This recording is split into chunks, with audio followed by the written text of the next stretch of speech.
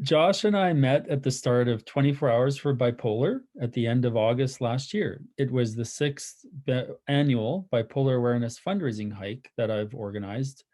Josh hiked the first lap and then he came back later in the event for another lap, which was awesome. He lives here in Banff. Josh was born in Sydney, Australia, now living in Banff with snowboarding as his passion. Josh has been living a winter dream the last few years. Josh has been lucky enough to have never had any sort of mental health issues until last year. With big changes in the world and with his first time in his life being alone, Josh faced some huge mental challenges and went through a hard but necessary growth period last year. With never having an image of turning 30 in his mind, here he is, still fighting through 2021. So again, thanks so much for redoing this video, Josh, and I greatly appreciate you being here and sharing your story. And I will pass the mic over to yourself. Awesome. Thank you, Scott. Um, yeah, basically, I guess that I was lucky enough growing up with no real mental health issues whatsoever. Sort of nothing ever kind of came across for me at all, luckily. And then I guess this year, a lot of things changed. Sorry, this year, I should say last year, 2020.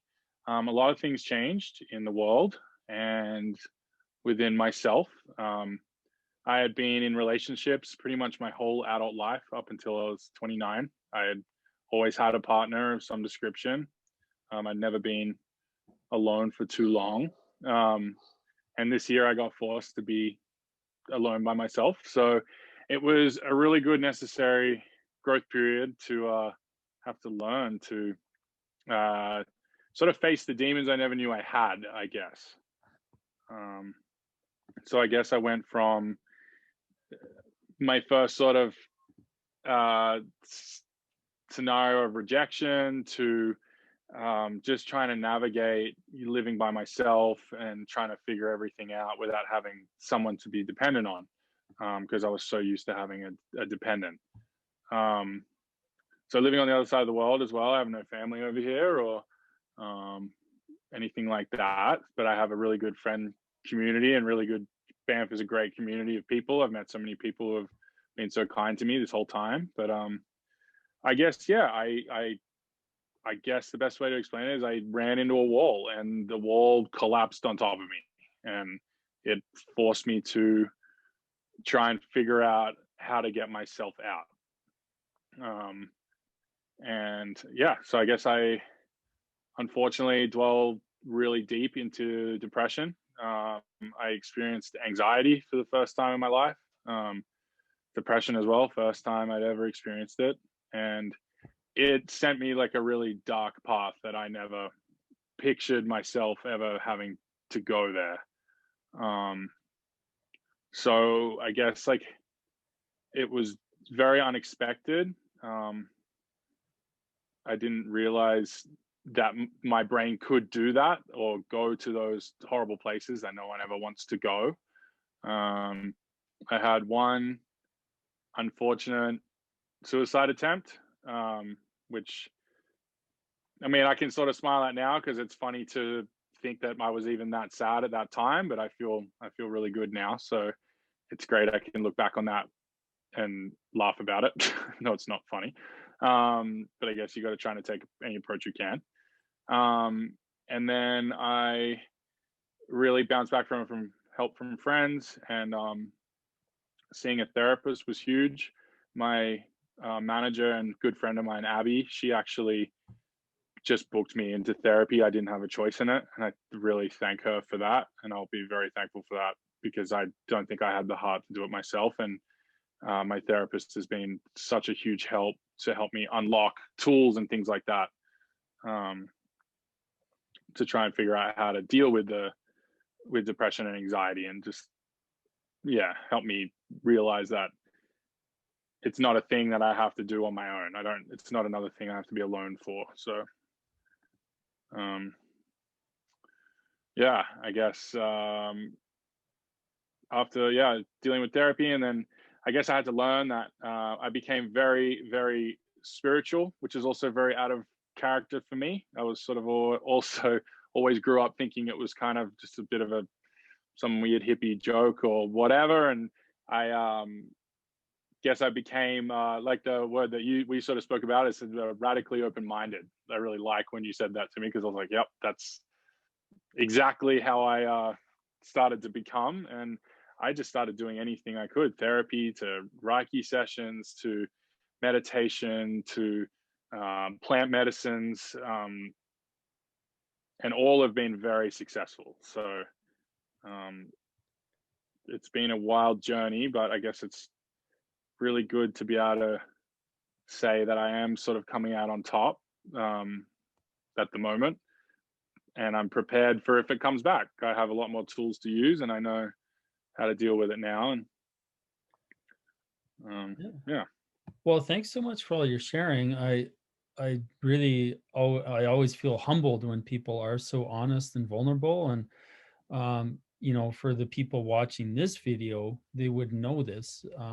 But in your first video, you didn't actually mention that you had a suicide attempt. And I really appreciate you being comfortable enough to share that, because mm, personally, I feel it takes a lot of courage, number one, to say that, and number two, you never know who's watching this down the road, and yeah, and you sharing about how you had never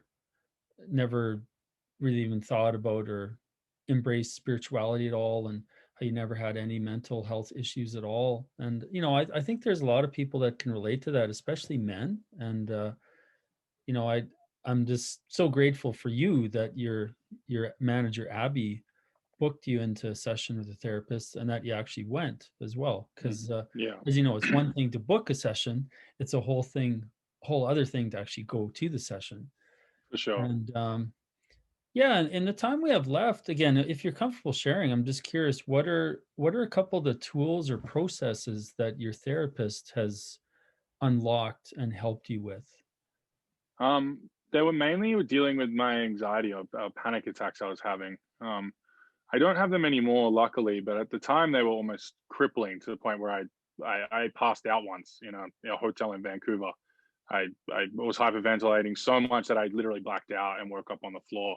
Holy crap. Um, yeah, so that was really scary. But I guess one of the tools would have been it was called the 7-11 breathing technique, where you breathe in for 7 seconds, you hold for 1 to 2 seconds, and you breathe out for 11 seconds. And it's very calming. And then as you kind of get better, it's good to sort of like give yourself some sort of an affirmation during that breath hold, to help you focus. Another one was called a drop through technique, where you sort of, as you're in a panic or depression or anything, you can try and recognize the feeling that you're feeling, whether it's sadness or pain or anything like that. And you recognize that. And then you think about, you got to think, if there was a feeling underneath that feeling, what would that feeling be? And then you sort of name that one. And then you sort of think, and then if you were to drop down further from sadness, say down to loneliness, then from loneliness, what would it be? And then you go loneliness, you go like, okay, I'm okay. And then you sort of go from okay. And if you can get to good or even just content, you've done really well. So it's sort of a hard thing to explain, but it was really a lot of really good techniques in that sense. Yeah. No, thanks for sharing, because I'll just say in my experience, even nowadays, there's still quite a few, especially guys that I know, that Mm, if I mention therapy or therapist, it's like, oh no, no, that's for you sure. know. Yeah. Yeah. And so I really admire that you are so radically open-minded, and that you're open to that at first, and that that you've had multiple sessions with the therapist, and Mm, obviously you've done other things as well. But yeah, it's wonderful to see. And yeah, as you know, even though the world is still in an interesting time right now, at least now you have yeah. a much better grounding and tools and strategies moving forward for your mental health. So that's Yeah. wonderful. Yeah. It's been, like I said, it was a painful but very necessary growth period, and was something I needed to go through. And I think maybe everyone will go through it at some point, and you just have to know that you're not alone. Everyone goes through it in some way, shape, or form. Some are worse, some are better. But yeah, reach out to your friends, tell someone you love them every day, and yeah, just be kind to each other. You never know what someone's going through. Yeah, it's so true. Mm. Well, once again, thanks so much for doing this video. And like I said, there could be that one person watching that this will really help Yeah, them.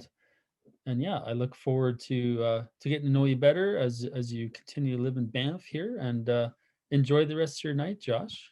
awesome. Thank you for doing this again, Scott. I really appreciate it. Yeah, my pleasure. Thank you. Okay, thanks, Scott. I'll see you later.